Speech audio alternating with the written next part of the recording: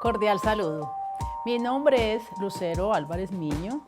Soy profesora asociada del Departamento de Física y Química de la Universidad Nacional de Colombia, sede Manizales. En el día de hoy vamos a hablar sobre colisiones. Vamos a recordar, con ayuda de esta primera diapositiva, lo que conversamos en una sesión pasada, referente a un dispositivo conocido como péndulo balístico. Resumiendo, encontramos que en esta interacción entre la bala y la caja se aplican dos leyes de conservación: la conservación del momentum lineal y la conservación de la energía mecánica. Esta interacción que se da entre la bala y la caja produce un daño permanente en la caja. Además, la bala y la caja quedan formando un solo cuerpo. Este es un tipo de colisión o de choque. En este tipo de colisión, como se insistió en la sesión sobre este tema, no hay una conservación de la energía mecánica. La pregunta es, este choque se caracteriza por la no conservación de la energía mecánica y porque se forma un solo cuerpo al final del choque. La pregunta es si habrá otro tipo de colisiones o de choques. Para ayudar a responder esta pregunta sobre posibles tipos de colisiones, seguramente muchos de ustedes practican diferentes tipos de deportes en los que constantemente hay colisiones. Por ejemplo, para aquellos que practican el baloncesto, colisiona la pelota contra el suelo. Los que practican el tenis de campo, la raqueta y la bola, o el tenis de mesa, la raqueta con la bola con la mesa. En el fútbol, en muchísimos deportes entre cuerpos humanos, y tenemos entonces que ver que no siempre en estas colisiones, como resultado de la misma, los cuerpos se continúan moviendo juntos. O en una mesa de billar, que es un ejemplo que se utiliza mucho en física cuando se habla de colisiones, la mesa de billar. Y en esta diapositiva que se presenta en este momento, tenemos esquematizado precisamente la colisión entre dos bolas. En principio, estas bolas tienen masas diferentes. La masa 1, la masa 2, la bolita amarilla masa 1, la bolita rosada con la masa 2, y se presenta una situación de varias que se pueden dar, y es específicamente que la masa 2 o bolita rosada está inicialmente en reposo, mientras que la masa 1 tiene una velocidad inicial. Lo que se esquematiza aquí es que la masa 1, la bolita 1, se desplaza al encuentro de la masa 2, chocan, y como consecuencia de ese choque, ambas bolas comienzan a moverse en direcciones contrarias. La masa 1 choca contra la masa 2 y se mueven en direcciones contrarias. Como ustedes comprenderán, aquí se conserva el momentum lineal, ¿cierto? Pero, por ejemplo, a diferencia de lo ocurrido con el péndulo balístico, las masas siguen moviéndose, no quedan una pegada a la otra. El tipo de choque en el cual los dos objetos que colisionan se siguen moviendo como uno solo con una misma velocidad se le llama choque completamente inelástico, como es el caso de lo que ocurre con la bala y la caja en el péndulo balístico. En este choque, en cambio, entre nuestras bolas de billar, podemos entonces decir que durante la colisión, como efecto de la colisión, primero hay unas fuerzas que van a actuar ahí, pero es nuevamente por un intervalo de tiempo muy pequeño, ¿cierto? Por otro lado, las fuerzas de fricción con la mesa o la disipación que pueda haber de calor durante el choque son en principio despreciables. Es decir, que si no hay fuerzas no conservativas presentes, entonces podemos decir con toda tranquilidad que la energía mecánica se conserva.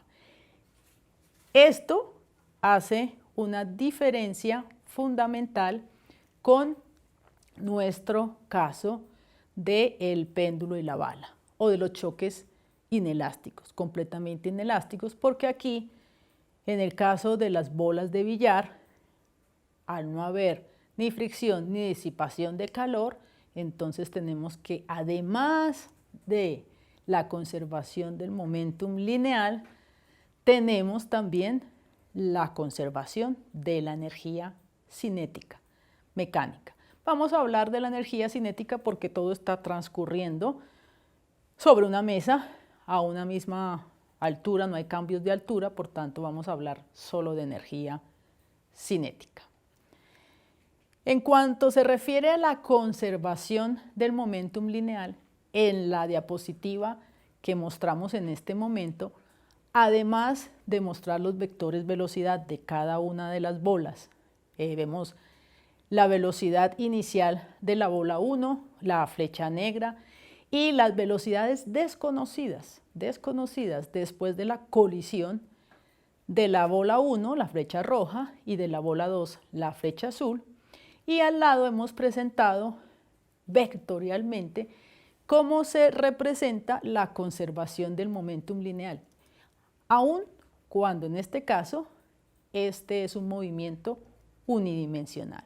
Como ustedes ven, lo que se cumple es que el momentum lineal de la bola 2 después del choque sumado al momentum lineal de la bola 1 después del choque debe ser esa suma vectorial igual al momentum inicial que era solo de la bola 1, porque la bola 2 estaba en reposo.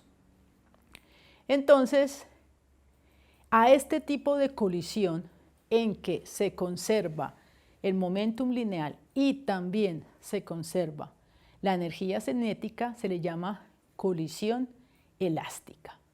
Colisión elástica. Entonces, hacemos un cuadro comparativo que se muestra aquí también en esta diapositiva y hemos dividido las dos colisiones, la elástica y la inelástica. Inelástica no se conserva la energía cinética porque hay transformación de esta en energía de deformación o en disipación en forma de calor o en energía sonora, en otros tipos de energía que no se pueden cuantificar dentro de las energías mecánicas, y se conserva, eso sí, el momentum lineal. En la colisión elástica se conserva el momentum lineal o cantidad de movimiento y además se conserva la energía cinética. Y tenemos entonces dos casos paradigmáticos que son la colisión completamente inelástica cuando los dos cuerpos chocan y se continúan moviendo de manera conjunta con una sola o con la misma velocidad, y el caso de una colisión que sea perfectamente elástica como es el de nuestras bolas de billar. Ahora entonces tratemos de mirar cómo entonces se procede para encontrar lo que no conocemos de nuestras bolas de billar, que son las velocidades 1 y 2 de cada una de ellas después del choque. ¿Cómo se procede a hacer esto? Pues vamos entonces a echar mano de las dos leyes de conservación que en este caso aplican, que son la conservación del momentum lineal. Escribamos esa ecuación. La masa 1 trae una velocidad sub 0, 1. Este es el momentum lineal del sistema antes del choque. Y después del choque vamos a tener que la masa 1 se va a mover en dirección contraria a la original. Por tanto, vamos aquí a colocar la componente de esa velocidad como menos v sub 1. Este menos v sub 1 es la componente en ese eje sobre el cual se realiza o sucede la colisión. Mientras la bola 2 se mueve en la dirección que hemos llamado positiva, que es la dirección en la que originalmente se movía la bola 1. Entonces tenemos la ecuación para la conservación del momentum lineal para esta colisión. Entonces, se suponen conocidas las masas de las bolas y la velocidad inicial de la bola 1. ¿Qué no se conoce? Ni la velocidad 1 ni la velocidad 2 con las que estas bolas después de colisionar se siguen moviendo. Tenemos entonces una ecuación y dos incógnitas. Sería imposible resolver este problema si no tuviéramos otra ley de la naturaleza de cual echar mano, que es la ley, como ya dijimos, de la conservación de la energía cinética. Entonces escribimos aquí, la conservación de la energía cinética es, la energía cinética, de nuevo, antes del choque sería masa por velocidad inicial al cuadrado sobre 2 de nuestra bola 1, debe ser igual a la energía cinética después del choque de cada una. Entonces la energía cinética de nuestro sistema es la suma de las energías cinéticas de cada una de estas bolas. Entonces tenemos un sistema de dos ecuaciones, ¿cierto?, con dos incógnitas. Para proceder a resolver este sistema lo vamos a dejar como un ejercicio sencillo de álgebra. Simplemente uno puede despejar en la primera ecuación una de las velocidades, reemplazar en la segunda, va a salir una ecuación de segundo grado porque esto está al cuadrado. Y aquí en la siguiente filmina vamos a presentar los resultados a los que ustedes seguramente llegarán si hacen con cuidado el álgebra. Quiero resaltar que es muy importante para que el resultado sea el correcto, haber colocado con el signo correcto las componentes de nuestro vector momento lineal, porque si no, si hubiéramos obviado este menos, las cosas no resultan. Entonces, los signos menos son de vital importancia en el caso, recordemos, de la física, ¿no? No es una cosa menor. Menos en esta ecuación, en esta primera ecuación, porque esa primera ecuación es una ecuación realmente vectorial, aunque sea en una dimensión.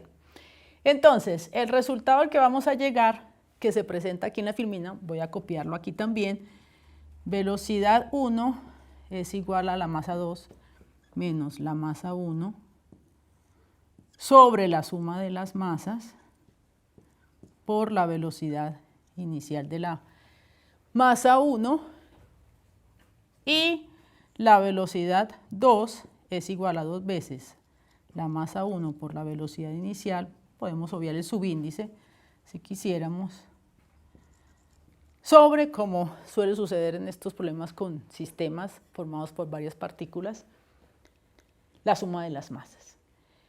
Fijémonos en lo siguiente, en los análisis, ¿cierto?, que debemos hacer aquí. Entonces, la velocidad 1 y la velocidad 2, estos son los vectores velocidad, son las magnitudes de esos vectores velocidad. Siempre tenemos que tomar en cuenta que estamos trabajando o con una magnitud escalar o con una magnitud vectorial. Cuando escribimos así, estamos indicando que estamos trabajando con la magnitud de un vector. Cuando aquí escribimos menos v sub 1, eso quiso decir que ahí estamos trabajando con este signo, estamos dándole el sentido a esa componente de ese vector velocidad. Y v sub 1 per se y v sub 2 per se son magnitudes. ¿Por qué hago énfasis en esta simbología semántica de la física? Porque, fíjense, aquí la velocidad 1 tiene algo especial, y es que la velocidad 1 tiene una resta en su numerador. La magnitud de la velocidad 1 tiene una resta. Y si esto es una magnitud, la magnitud de un vector debe ser mayor o igual a 0. Eso quiere decir que para que se presente ese choque que dijimos se presentaba en esta situación, ¿cuál choque? Pues que viene la masa 1, choca contra la masa 2 y ambas se mueven en direcciones contrarias. Para que se dé esa situación, es necesario que la masa 2 sea o mayor o igual que la masa 1. Estrictamente para que se dé lo que estamos hablando, tiene que ser mayor. Ya ahorita miramos el caso cuando sean iguales. Entonces, ¿esto por qué? Porque este número no es un simple número, es la magnitud de un vector, que debe ser mayor o igual a 0. Y la velocidad 2, pues ahí esa no nos da una información extra interesante. Entonces, tenemos que la masa 2 debe ser mayor que la masa 1. Puede ser también igual. Si llega a ser igual, ¿qué nos dice esta ecuación? En el caso en que la masa 2 sea igual a la masa 1, que es aproximadamente lo que ocurriría en una mesa de billar, suponiendo que todas las masas, todas las bolas tienen la misma masa, pues vemos que la velocidad 1 se anula, porque está la resta, y la velocidad 2 va a ser igual a que aquí hacemos m, ¿cierto? Nos va a dar 2 veces, va a ser igual a la velocidad inicial. Es decir, mirando nuestro esquema de nuestras bolitas, la velocidad 1 se hace 0, es decir, la bola que traía inicialmente un momentum lineal se queda sin nada de momentum lineal y se lo transfiere totalmente a la bola 2. Entonces lo que estaríamos viendo en esa situación, cuando las dos masas son iguales, es viene la masa 1, la bola 1 choca contra la bola 2 y le transfiere toda su cantidad de movimiento, en el caso en que las dos masas sean iguales. Eso es posible que lo hayamos observado en la mesa de billar, ¿cierto? Pero claro, ustedes dirán, eso no es lo único que se observa en una mesa de billar. Efectivamente no es lo único, porque este tipo de choque que estamos hablando aquí es un choque que se llama, además de ser un choque elástico o colisión elástica, además de eso es un choque que se llama choque central. ¿Qué quiere decir central? Recordemos el concepto de centro de masa. El choque central es ese que ocurre a lo largo de la línea que une los centros de masa de nuestros objetos, en este caso de nuestras bolas. Obviamente, en una mesa de billar, los billaristas no solamente ejecutan choques centrales, ejecutan otro tipo de choques y producen otro tipo de, además, piruetas o efectos que son más difíciles de explicar que simplemente utilizando la conservación del momentum lineal y la conservación de la energía cinética. ¿Qué más podemos decir de este caso? Entonces tenemos que este fue nuestro resultado, ¿cierto? Que debe ser, la masa 2 debe ser mayor que la masa 1 para que esto tenga sentido físico, como la magnitud de un vector. Tenemos entonces un caso particular cuando las dos masas son iguales y podemos pensar en otro caso. ¿Qué tal si la masa 2 es muy grande, muy grande? Entonces, si la masa 2 es muy grande, vamos a hacer aquí, masa 2 es mucho mayor que la masa 1. Entonces, ¿qué va a pasar con nuestras velocidades? De nuevo, que la masa 2 sea mucho mayor que la masa 1 no quiere decir que la masa 1 sea 0, sino que es despreciable en comparación con la masa 2. Entonces, de aquí podemos sacar la siguiente conclusión. Conclusiones. Con la velocidad 1, ¿qué va a pasar? Despreciamos, ¿cierto? Y la velocidad 1 nos va a dar igual, aproximadamente, vamos a hacerlo aquí. Yo, ¿qué digo cuando desprecio? ¿Qué quiero decir? pues quito a M1 comparado con M2. Entonces va a quedar aquí M2 arriba y abajo también, porque voy a despreciar la masa M1 comparada con la masa M2. Entonces prácticamente la velocidad 1, esa con que va a rebotar nuestra pelota 1, es igual en magnitud a la velocidad inicial que traía la bola. Es un rebote completo. Y la velocidad 2, ¿a qué será igual?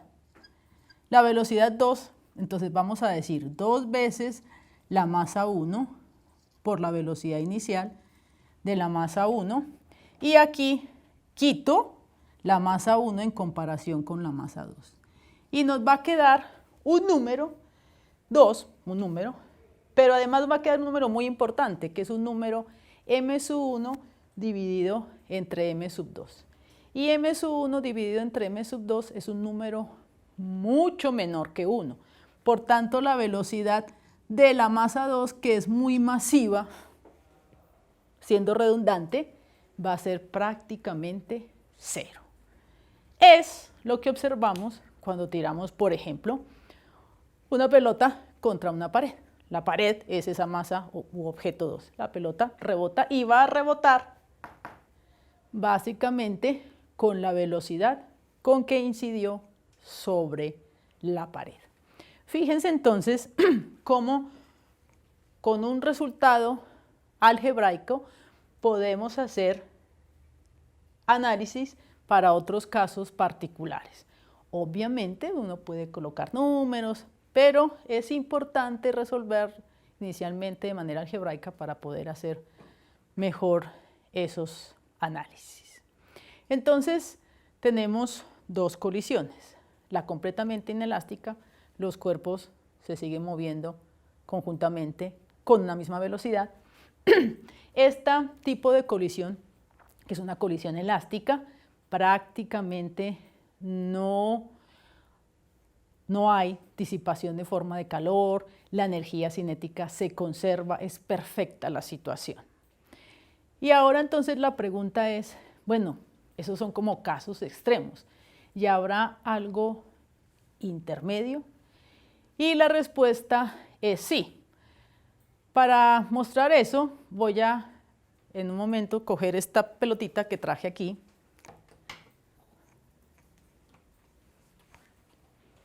Voy a lanzarla sin imprimirle una velocidad inicial, simplemente lo que se llamaría una caída libre, Para que observemos lo siguiente, la voy a soltar, la suelto, y miren cómo rebotó, ya no volvió a mi mano, me tocó estirar un poquito para recoger la pelotita. Voy a soltarla simplemente porque obviamente si le doy una velocidad inicial, pues allí hay otras cosas que considerar. Simplemente la voy a soltar, caída libre, es decir, no le estoy imprimiendo una velocidad inicial, la suelto y miren que no vuelve a la altura inicial, que fue desde donde la solté. Esto quiere decir, pero tampoco la pelotita se quedó allá pegada contra el suelo. Si fuera una pelotita de plastilina, se queda pegada contra el suelo, tendríamos una colisión completamente inelástica. En este caso, ella rebota, pero no vuelve a la altura inicial. Es decir, que hay pérdida de la energía cinética, pero no es total, es parcial. Entonces, a este tipo de colisión que acabamos de observar con la pelotita de ping-pong, se le llama una colisión parcialmente inelástica, ¿Qué podemos, por ejemplo, qué experimento se podría montar para estudiar este tipo de colisión inelástica? En realidad, existe un coeficiente que nos ayuda a clasificar precisamente el tipo de colisión.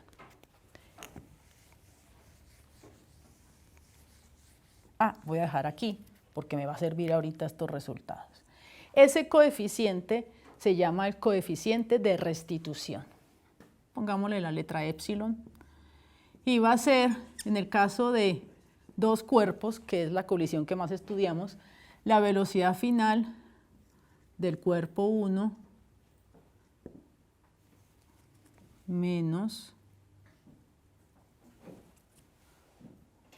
la velocidad final del cuerpo 2, norma, tomamos la norma de ese vector, la velocidad inicial del 1 menos la velocidad inicial del 2. Voy a arreglar esta eléctrica. Listo. Módulo. Entonces, este coeficiente de restitución, veamos. En el caso que hemos trabajado aquí son colisiones en una dimensión, ¿cierto? Entonces, por ejemplo, si la colisión es completamente inelástica, ¿qué pasa? Que la velocidad final de los dos cuerpos es 0. Entonces, para una colisión completamente inelástica, el coeficiente de restitución es 0. Completamente inelástica. Entonces tenemos que el coeficiente para el caso de la colisión completamente inelástica es igual a 0. Ahora apliquemos esta misma definición del coeficiente de restauración con respecto al caso que acabamos de analizar de nuestras dos bolas que realizan una colisión perfectamente elástica. Entonces, vamos a aplicarlo aquí. Entonces, la velocidad final de la bola 1, esta es su magnitud. Pero aquí tenemos que escribir esto en componentes. Por tanto, nos va a quedar menos m2 menos m1 menos la velocidad de la masa 2. Esto igual a por b sub 0,1 dividido entre el factor, el denominador común, y dividido entre la velocidad inicial de la bola 1. Listo. Entonces ahí se van a cancelar esas velocidades, ¿cierto? Y aquí nos queda así. Nos queda menos 2m1 más m1, nos queda menos m1. Menos m1, vamos a escribirlo aquí. Nos va a quedar menos m1 menos m2, valor absoluto, dividido entre m1 más m2. En conclusión, nos quedó 1. Entonces, el coeficiente de restauración en el caso de una colisión elástica perfecta es igual a 1. ¿Esto qué quiere decir? Que obviamente puede haber colisiones como la que acabamos de apreciar con nuestra bola de ping-pong, que está entre estos dos casos extremos. Entonces, tenemos que nuestro coeficiente de restitución es un parámetro que nos da idea de cómo es, nos dice cómo es la colisión. Si es 0, es completamente inelástica. Si es 1, es perfectamente elástica. Y intermedia sería el caso de nuestra bola de ping-pong.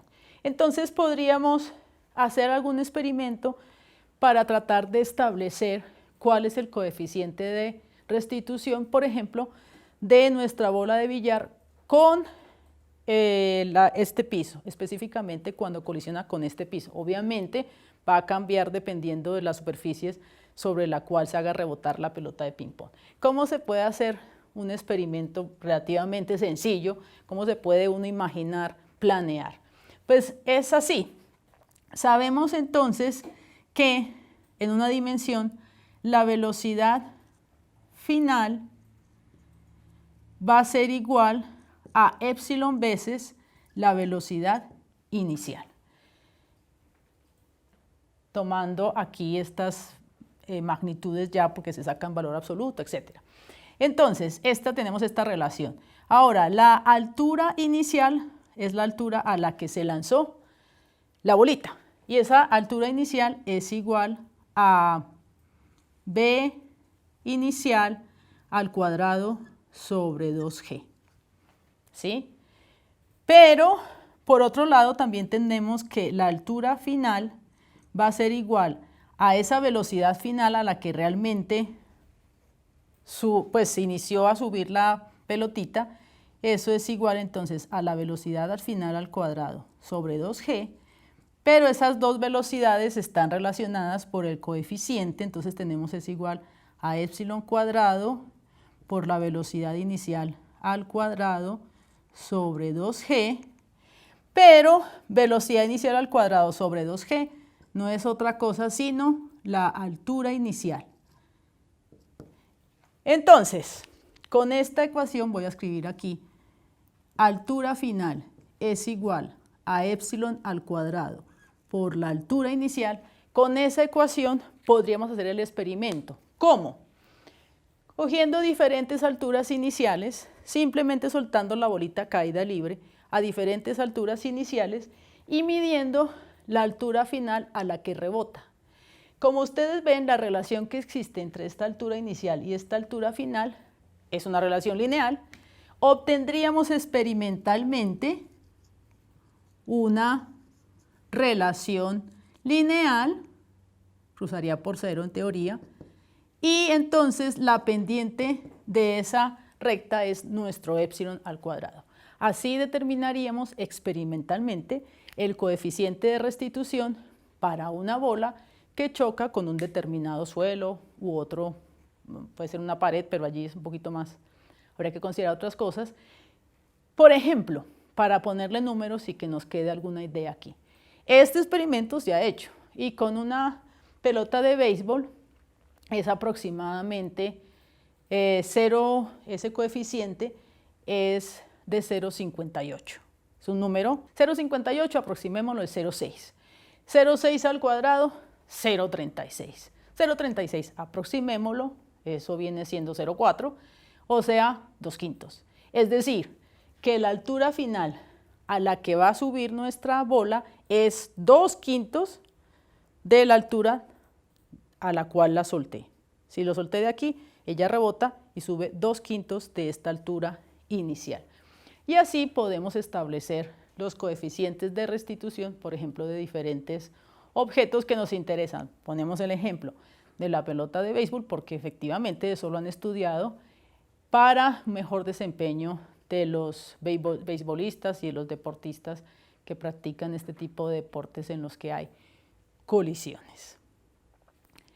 Bueno, entonces, para hacer más claro, no solamente con ecuaciones y no solamente con el tablero, vamos a utilizar una simulación para que ustedes vean con ayuda de esa simulación cómo funciona no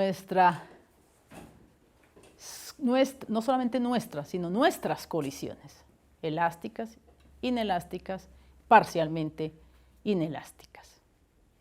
Bueno, entonces vamos a reproducir con ayuda de este simulador que ustedes pueden acceder libremente. Ahí les va a quedar el enlace. Vamos a reproducir lo que hemos hablado, no solamente hoy, sino también en relación con la colisión perfectamente inelástica. Comencemos con lo que hemos hecho hoy, que está precisamente por defecto en esta simulación. Tenemos una masa 1, que es de 0,5 kilogramos, y una masa 2 de 1,5 kilogramos. Entonces, según lo que vimos, si se realiza este choque en el cual inicialmente la masa 2 está en reposo, lo que debemos ver es que la masa 2 se va a seguir moviendo hacia la derecha y la masa 1 va a rebotar y moverse hacia la izquierda. Veamos entonces aquí qué ocurre. Como está ahorita, podemos ver los vectores velocidad. Efectivamente, pero es más interesante aún que aquí donde dice más datos, podemos efectivamente mirar si los cálculos coinciden que aquí muestran con los que nosotros hicimos. Vamos a hacerlo aquí muy rápidamente. La velocidad inicial de la masa 1 es 1 metro sobre segundo, por lo cual es fácil hacer los cálculos. Entonces dijimos que esta masa 1 debe rebotar con una velocidad cuya magnitud debe ser igual a la resta de las masas 1.5 menos 0,5, es decir, 1, dividido entre la suma de las masas, que es 2, 1/2 de la velocidad inicial, o sea, debe rebotar con una velocidad de 0.5 metros sobre segundo. Si es con componentes, menos 0.5 metros sobre segundo.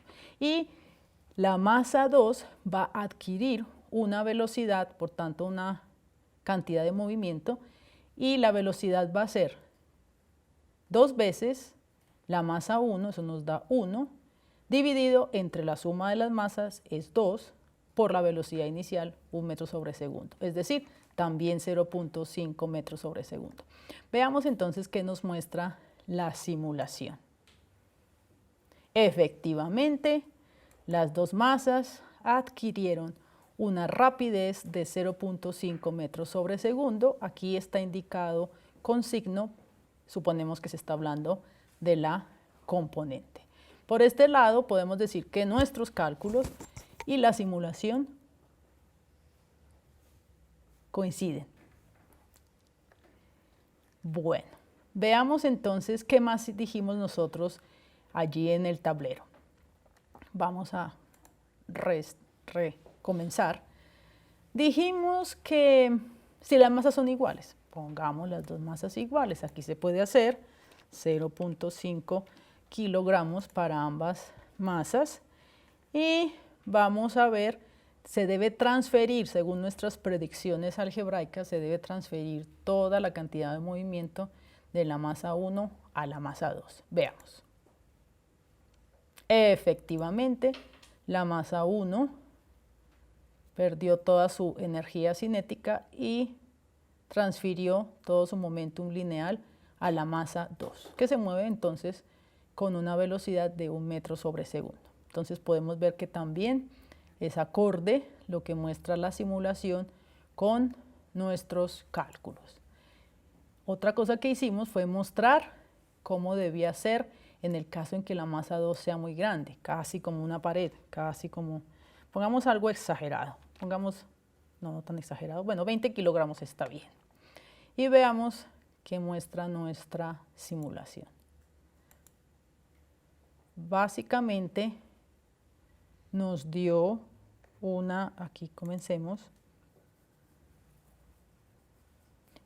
una velocidad, perfecto, de menos 0,95, una componente de la velocidad de menos 0,95, o sea, una rapidez de 0,95. Nosotros dijimos que la masa 1 debía rebotar con la misma rapidez, pero en sentido contrario a cómo incide, a la dirección con la que incide sobre la masa 2. Y efectivamente, fíjense que para 20 kilogramos prácticamente ya estamos en 0,95 metros sobre segundo. Podríamos hacerlo un poco más exagerado, 30, y veamos, recordemos entonces que la rapidez se debe acercar cada vez más a la rapidez inicial, porque la masa 1 debe rebotar con la misma cantidad de movimiento. Veamos, 0,97. Estamos acercando cada vez más a 1 metro sobre segundo. Entonces, efectivamente, se muestra que tenemos todo bajo control. Simulación coincide con nuestros cálculos. Pero fíjense que en el menú que muestra aquí, que estoy aquí señalando con el puntero, se muestran varias cosas también interesantes. Vamos a volver a los parámetros por defecto. Por ejemplo, muestra los vectores momentum lineal. Y veámoslo para el caso que tenemos aquí por defecto. Sigue siendo un choque elástico. Ahí están. No es tan fácil visualizar, pero debe cumplirse, como sabemos, el vector, quitemos aquí los vectores velocidad y si miramos acá, entonces entonces vemos que hay un rebote y ahí están cada uno de esos momentum. Si pudiéramos sumarlos, deberían ser igual al momentum inicial.